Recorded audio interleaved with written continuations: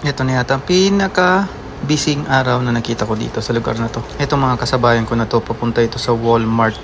Yan, may kanya-kanya silang basket. Tingnan mo, iba-iba yung basket nila. May bag, merong stroller. Yan, lalagyan nila lahat yan ang kanilang mga groceries.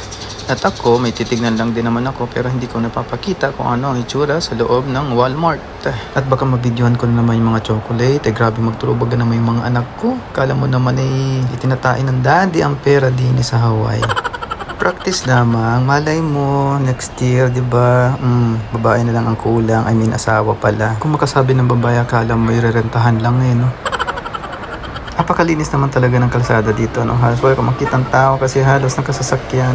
Napakasimple din ng mga building. At kung tamang commute ka lang, ay mainam na naglalakad sa tabi ng kalsada kasi napakadami naman punong madadaanan, sobrang lilim. At isa to sa mga bagay na nagustuhan ko talaga dito sa lugar na to. Napakasarap naman talaga ang pagmasdan. Lalo na kung naglilinis ka ng bintana. Naku, Diyos ko po, napakahirap nitong trabahong to. Pero narinig ko na napakalaki ng sweldo nito. Siguro maabot ng $25 to $30 per hour. Kaya ano pang hinihintay mo? Hindi pa alam. Bye-bye. Salamat sa panonood.